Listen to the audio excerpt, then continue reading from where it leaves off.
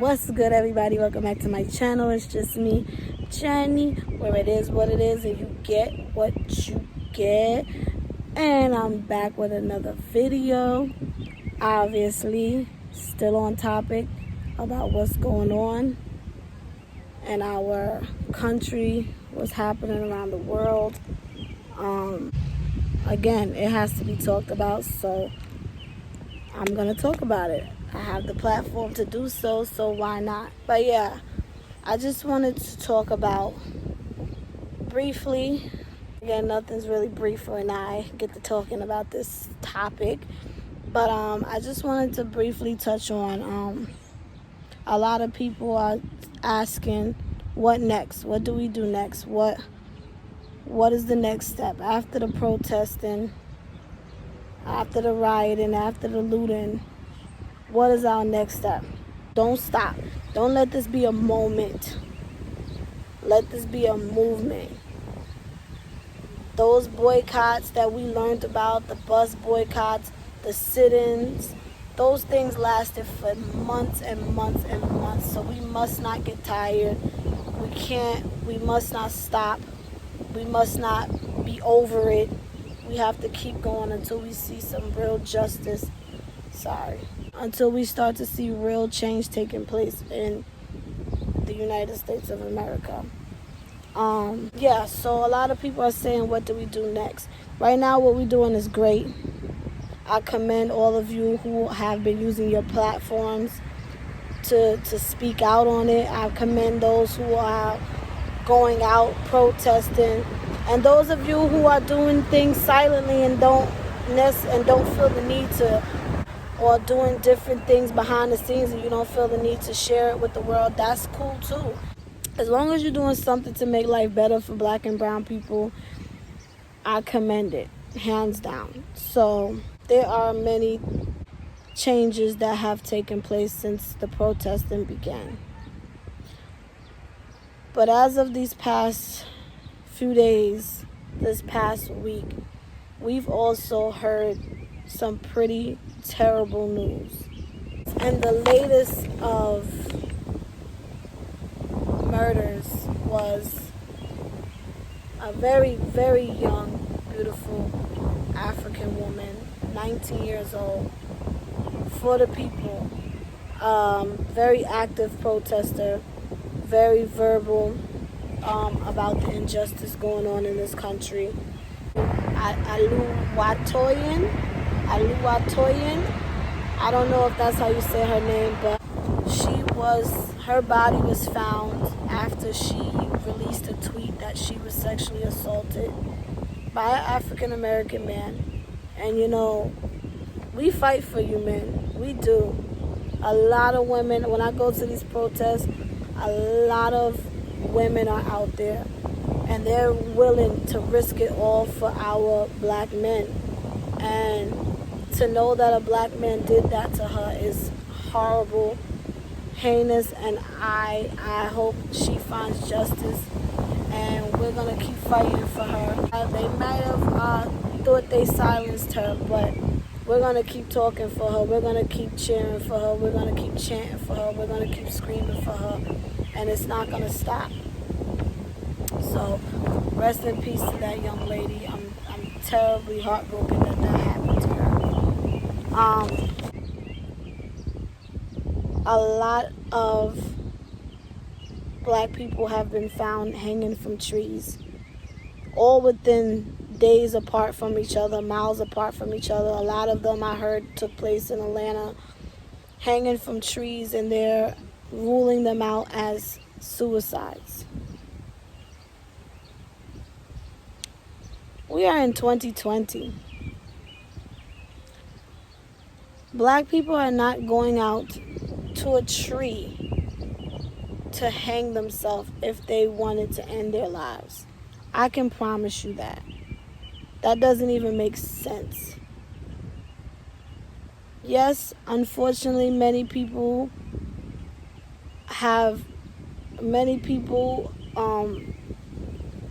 commit suicide in many different ways, unfortunately. And I pray for those who have those thoughts, and pray for the families who have lost people due to suicide. But at the end of the day, no one's going out to a tree and hanging themselves. It's just unheard of. Someone is doing this. If in fact these things, these lynchings are true, and when I say that, don't come at me, but like I said, I mean, I follow a lot of people who are, what do you call, conspiracy theorists. Like, a lot of people are posting pictures. Like, the first time I saw the picture of the officer, his mugshot compared to the footage of when the incident took place, when the murder took place, they were comparing, like, the headline, his hairline didn't look the same, his ear didn't look the same. Now there's pictures circulating of George Floyd and how the person on the ground has a bald head, but when he's standing upright, he has like a low cut Caesar, or he has a tattoo on his chest, or one picture he doesn't.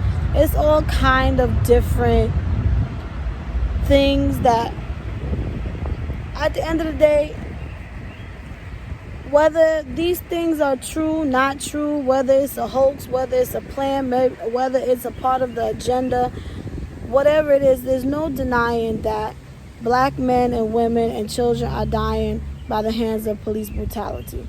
There's no lie there. Many of you watching have probably been victims of police brutality. So we can't sit here and say that that part is not true, no matter what the media is telling us. Because I don't remember what class I was taking, but I did learn in class about how, things are put in the media to create fear and to create certain narratives. And like I said, none of us really knows what's going on. None of us knows. But what we do know is we are being killed. We are being targeted. We are being harassed. And that racist people walk among us. There's no lie there. So I say that to say, what do we do now? What is the next steps after we've done all of the marching and the protests, which I hope doesn't stop anytime soon? I attended, I don't know what you would want to say, a rally. I would say a community meeting put together by these brothers. I'm sorry, I do not remember their names. But it was put together by these brothers from my neighborhood. And I'm very glad I attended. They gave out these flyers. Tenets of a progressive black community. They had a lot of great things to speak about. They allowed many people to go up and speak. My friend went up to speak. She does real estate, to inform us, the agenda about, systematic racism, placing people in certain neighborhoods and things like that, and how hard it is for a person of color to get a loan for a house, Having more people come into your neighborhood and push you out. As you can see, prices are increasing. Most of the people feel like they can't even afford to be here anymore, so they have to go somewhere else. If you go into Long Island, number one, they don't want you, and number two, the taxes are ridiculous. So if you've been looking to purchase a home, that's the reality of what's going on. So I want you guys, even to, if there is a home, pool your money together. Pool your money together. Give hard money on rehab these homes, fix them up, sell them back to your family members, to your friends, to people that you know who needs to buy homes so they can stay in this community and they can keep building this community up with your dollar. So definitely check her out. Sold by Christina. Her Instagram will be here. Information if you're looking to buy a house or rent in certain neighborhoods, and because we have to help each other. And a lot of people went up there to speak and to educate, because that's ultimately what we have to do going forward. So there was a list of things on their agenda to speak of, and I'm just going to share what I can remember because it was a while ago. on the flyer, the first one was advocate for ourselves first. Meaning, basically saying, support, put somebody on to your friend that does hair. Put somebody on to your friend, your black friend that knows how to do nails. If you know of even with the protests, about a protest, tell a friend to tell a friend, hey, come through. Everyone's not going to get on board, but some might do. It's just recommending something to somebody in support. You understand? Somebody who sells plates, somebody who writes books like myself. Tell somebody to tell somebody, share with a friend. It takes nothing to repost somebody's, business, somebody's talent. It doesn't take much to support one another, and we all have to start doing that a whole lot more. Do not participate in self-slander. I think that's speaks in itself. When you hear people say things like, oh, well, we got to stop shooting each other. Oh, we got to stop doing this. Let me tell you something. White people kill white people too. Asian people kill Asian people. We are not the only ones that kill each other. Just because the media decides to put a name on it, black on black, it is not a thing. Okay? When a white man shoots another white man in road rage, what do you call that? You just say a white man killed this guy out of road rage. You don't say, oh, white on white crime. But if it was an African American shooting another African American, now y'all want to put a name on it. It's not a thing. We have to stop saying it. Yes, start loving each other a little more. Figure out your beef. It ain't always that serious to have to go and kill somebody. I agree. But stop saying black on black crime and we got to do better. Listen. Everybody, as people, as humans, have to do better.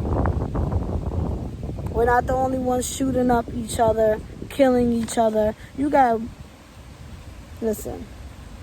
How often do you hear of a white kid killing their parents, slaughtering their whole family? Like, you understand? What do you call that? How come that doesn't have a name? It's a mental illness. That's what they call it when it's one of them. Moving on. Understanding the laws on all levels. That is also very important. Knowing your rights when you get pulled over or when you get stopped. Or when you're having an issue anywhere, knowing your laws. When you go to travel in different states, you got to know the laws there too. It's what protects you. Even though sometimes you know the law and they still don't care, but it is important to know our laws. Understand and participate in the functions of government on all levels.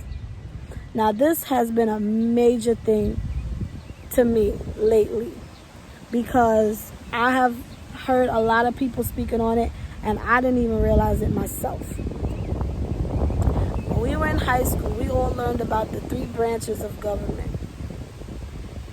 As we've become adults and now old enough to vote, we have forgotten all about those 3 branches of government.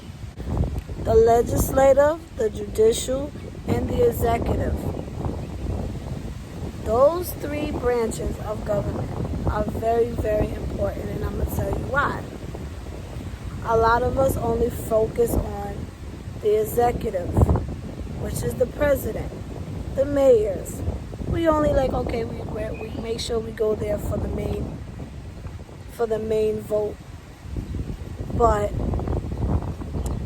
in reality, they simply just sign off on the laws. They don't make the laws. All they do is sign it and pass it. It's the legislative that makes the laws. And the judicial, they say whether the laws are constitutional. So these are the people we also have to go start voting for. It's not only about the big top dog. You got to start thinking about those judges, that we voting in, and the councilmen and all of those type of the state house, all of those things count. And that is something we have to further educate, including myself. We have to further educate ourselves when it comes to the three branches of government. It's very, very important, because that is what can ultimately, and I know a lot of people, they don't vote because they feel like their vote does not matter. It does matter. It does, but because we all have this attitude where it doesn't, this is how we end up with what we have right now. Because you don't go out and vote because you feel like it doesn't matter. It's not going to count. It does. It absolutely does. So let's start paying a little more attention to when election time comes around. Let's not just focus on the president. We have to start voting for other things as well. It's very important. Plan for and set examples for multi-generational success. Yes. Make sure that your children, we got to stop living for today. I know getting money quick seems like the way to go, and it's like, it seems like it's the easiest way, but you gotta not only live for today, you gotta live for the future. You gotta think about, okay, when my kids when I can no longer do this, how can my kids survive, and how can their kids survive, and how can we keep this going? How can we keep this business in the family? How can we keep this, you understand what I'm saying? So you have to think longevity, long time goals. Don't just live for today. Have a plan. Support Black-owned business and talent consistently. That is a very, very, very big one. But before I'm going to get into that one, the last one was do not participate in destructive behavior. I think that's self-explanatory. Like I said, I have nothing against rioters and looters, but those of you who are doing it for the wrong reasons, guys, when you're out there protesting, be smart. Pay attention to your surroundings. Pay attention to who's out there for the right reasons. Do not let them trap you into doing something that you didn't come out there to do. Okay? Now back to the supporting Black-owned business. That's a big, big, big deal. And the reason why I say that is because we don't do it enough. That whole crab in the barrel mentality that was taught for way back in slavery days, and it's passed down to generation, because you doing one thing, you don't want to see the next person coming up and surpass you. And we're all guilty of it, including myself. There's been times like I don't want them knowing I'm doing this, because then they'll do it and they might do it better than me. We're all guilty of it, whether you want to admit it or not. It takes nothing to repost your friend's music. It takes nothing to repost your friend's YouTube channel. It takes nothing to repost somebody's clothing line. And I'm guilty of myself. I don't share everybody. When I can, if I come across it, I will support. Even if it's something that, even if you think their music sucks, or but it takes nothing to repost it. It's not gonna cost you anything. We just want to see each other win. We want to see each other win. And like the guy said out there, when that person does get on, then you're going to be like, hey, what about us? But it's like, hey, did you support me when I was, trying to come up? Did you share? Did you put my information out there? Did you like my stuff? You didn't do any of that. So now when I'm on, now you want to jump on the bandwagon. Yeah, let's start supporting each other. I do appreciate, I have a lot of people who will share my videos, who supported my book.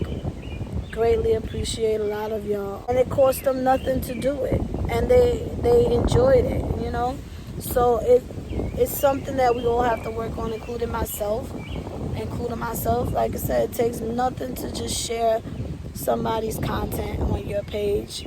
You might have a bigger following than the other person, and it doesn't take much to just share it. What else? Going forward, what do we expect of white people? That was a question asked on another podcast I did, Black Table Show with Black Wallet Incorporate.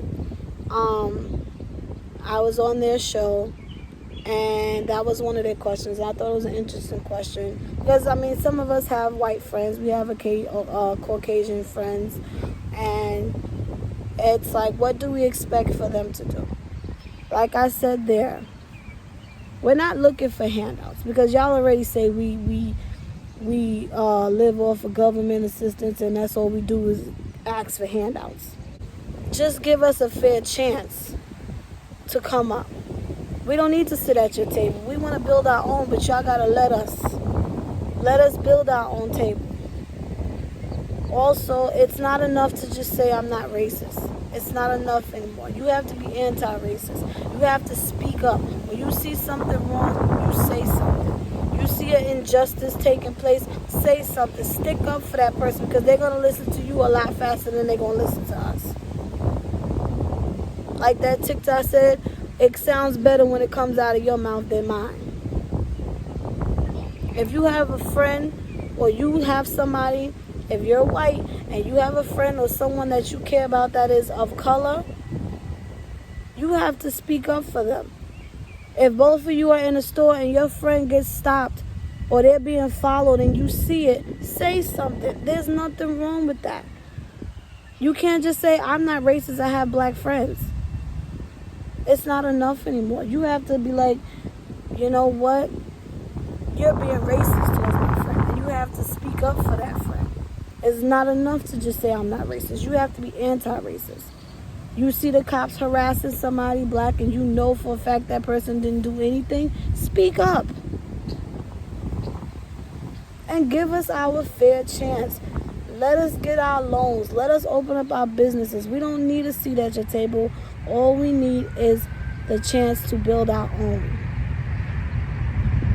Let us feast at our table without you knocking it down, without making it harder for us to get it. That's all I want to see. And last but not least, I think the main thing that's going to create change is education. Education, free education should be available to all. That's number one. Education is where it begins. The teachers are who make these lawyers and these judges, and without an education you couldn't be any of those things. Give these teachers something to look forward to. Give them the pay they deserve. Give these children something to look forward to.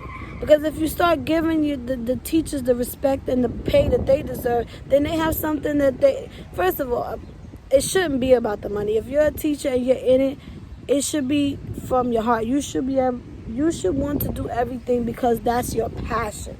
You can't teach children and expect them to follow a path when you're not even passionate about what you're doing. But for those of you who are, and still it's difficult because you can't do certain things because you don't have the money or they don't have the funding, that is where the problem lies. All you celebrities, I don't think any celebrities ever going to see this, but if they do, all you celebrities, Target CEOs, IKEA CEOs, Amazon, why don't y'all stop talking, stop putting up hashtag Black Lives Matter and start doing? Put your money towards these inner city schools. These children deserve the same education as somebody who lives in an upper class neighborhood. I have gone to inner city schools all my life, from elementary to high school. Every single time I was placed in my zone school. And a lot of people, you can sit there and say, well, why didn't your mother just put you in a better school? What if my mother didn't have money to put me in a private school? What if some people don't have money to put their kids in private school? Some parents don't have time to take off work to go searching for their kid to get put in a better school, so they just settle for the zone school. And God forbid if you were to forge your address so that your kid can get put in a better school and you get caught, then you're going to jail for something so petty because you want your child to get the same education as Billy in the better neighborhood. I'm sorry to say that, but it's the truth. Now, my thing is, if you give children things to look forward to, you start at education. Had I had access to things that I see that private schools and upper class neighborhood schools who had so many different programs, art programs, dance programs, theater programs, graphic design programs, technology, broadcasting, journalism, all these different type of things that we never had in these schools. And if we did, the funding was crap, and so was the program. Imagine the difference it would make to a child who comes from a family of dropouts, but they know if they come to school, they have all their resources to research colleges and different career paths and have access to technology that they would never have at home. Imagine the difference that would make in a child's life. If I had access to a computer room and journalism equipment and learning how to work a camera and graphic design, all of that, I would have been knew what I wanted to do in life. I would have knew I could be a published author back then. But because I didn't see anything like that, I didn't have anything in my school that told me I can do that. I didn't see a future in that. I just wrote the book because I just wanted to do it, but I didn't think it would ever go anywhere. So I say that to say, put your money where your mouth is. We need better funding. Stop cutting the programs. Stop cutting. We got to cut because when you look at it, there's never a school without a sports team. There's always a basketball team. There's always something in sports in every school, but everybody else gets cut. Let a child know, let these little black and brown girls know that they could be more than the next rapper or hoop star. Let them know you can be that news anchor. Let them know you can be that scientist. You can be that mathematician. You can be the next graphic designer. Let them know they can be that. You can be the next director. You can make plays. You can be a playwright. Put these programs in these schools and let these kids know they can be something. Be somebody. Shout out to those teachers who did let us know, who I experienced in my lifetime, who taught me about culture, my culture, who taught me that I could be whatever I wanted to be, that told me that I matter. Shout out to Mr. Pauline, God rest his soul. My 5th grade teacher who taught me about culture, who taught me to be black and proud, who made us walk out of that school building every day singing Nina Simone's To Be Young, Gifted, and Black. Shout out to Miss Walker, who was my 6th, 7th, and 8th grade English teacher because she couldn't let us go and we couldn't let her go. Who had to look at kids who couldn't even read, but how somehow they made it to the 6th grade. And she made it her duty to teach those kids how to read, to teach us how to write, to let us know that we matter, we're loved, we're important. To teachers like Mr. Whitehead, who taught me in high school what Juneteenth was, what the Emancipation Proclamation was. I didn't even know what a Juneteenth was until I got to high school. And for those of you who don't know, Juneteenth is when slavery was finally abolished. That is what we should be celebrating instead of the 4th of July. Because the 4th of July, the Independence Day, we were still slaves. So there's nothing for black people to be celebrating on that day. So we celebrated Juneteenth in high school. Shout out to my principal, Mr. Jones, who took the time to know every single, even though we had half a floor, which is another thing. All of our black and brown kids are going to these schools where it's about 5 different schools in one building, and although we made it work, we deserve better than that. But shout out to Mr. Jones, who made the effort to know every single last one of his kids' name.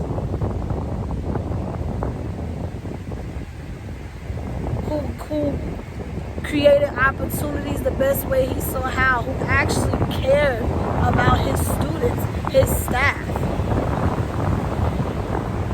Had no problems cussing us out when we wasn't acting right because we knew he loved us like a parent would, like a father would. He was a father to many students who didn't have fathers. So for that, I thank you, Mr. Jones, Mr. Whitehead, Mr. Pauline, Ms. Walker, Ms. Bolden, Ms. Green. These are teachers that did not let up on us and let us know you're loved, you matter. Make something of yourself. You have what it takes. So for that, I thank every last one of y'all. With that being said, going forward, what do we do next? We educate. We educate ourselves. We educate ourselves until we can't educate ourselves no more. That is how we're going to keep ahead. That is how we're going to keep going. That's how we're going to get ahead of this game. A lot of us been sleep. We ain't sleep no more. So with that being said, I'm sorry this was long-winded, but it needed to be said. With that being said, if you are new to this channel, welcome. I hope you like what you see. It's not always serious moments here, I promise you. Sometimes it's some fun and games that happen here. But right now we're in a crisis and I have to speak on it. But make sure you hit that subscribe button and hit that notification bell so you are notified every single time that I post a new video. And a lot of people, because I do have an much older audience, and a lot of people do not understand what it means to subscribe. So let me just put a quick little message out there for you. You do not have to pay to subscribe to YouTube. It is simply just like Facebook, just like Instagram. You just make an account with an email and a password, and that way you are allowed to leave comments on people's videos. You are allowed to like people's videos. It's just like as if Facebook, Instagram, Twitter, any of those things. It just allows you access to leave comments and like people's videos. So no, you do not have to pay to subscribe. You just need an email and a password. That's all you need. Once you do that, you are allowed to comment and like my video. Make sure all of you hit a big thumbs up and like this video, and go follow me on my Instagram, my Snapchat, my TikTok. Everything will be in the descriptions down below. And support each other. If you have not picked up a copy of my book, please go do so. Inherited Dysfunction is available on Amazon.com, or you can hit me up directly and I will get it to you. You can Cash App me, or you can Zelle quick pay me your money, and I will get this book directly to you. And yeah, that's it. Jenny is out.